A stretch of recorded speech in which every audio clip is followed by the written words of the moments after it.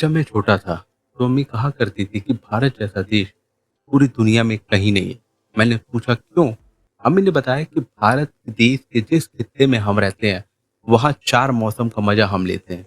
अक्टूबर to मार्च जाड़े का मौसम, और अप्रैल टू मई अम्मी के अचार का मौसम, जिसमें अचार पकते हैं। पर ये सब अब पुरानी बातों जैसा लगता है, ऐसा क्यों? कभी सोचा है? आज भारत के हर खित्ते में लगभग टेम्परेचर 46.9 डिग्री तक पहुंच गया है। चाहे वो दिल्ली हो या महाराष्ट्र, सभी खित्तों का बुरा हाल है।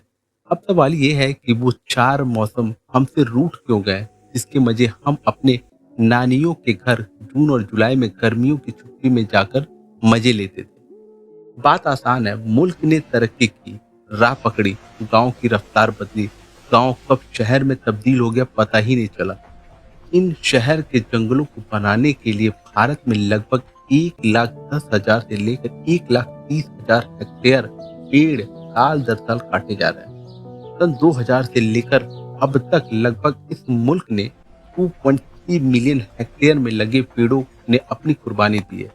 हमने शहर के कंक्रीट के जंगलों से दोस्ती के चक्कर में हमने पेड़ों से अपनी दोस्ती कम कर दी। इसका खामियाजा शहर में टेम्परेचर का बढ़ना, हार्ट अटैक का आना, बारिश का कम होना। शहर का होना भी जरूरी है और गांव के मजे भी जरूरी है। इन दोनों को जोड़ता है अर्बन प्लानिंग का होना।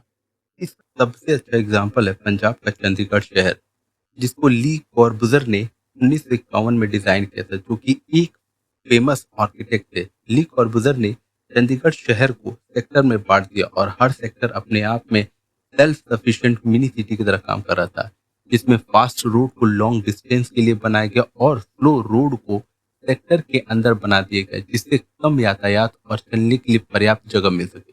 ली कॉर्बुज़र ने सबसे ज्यादा फोकस किया स्पेस और ग्रीनरी पर, जो किसी शहर की जान होती है। ली कॉर्बुज़र ने शहरी डिजाइन में धूप और हवा के प्रवाह को सुनिश्चित किया, जिसने शहर के हीट को कम किया और शहर को रहने लायक बनाया।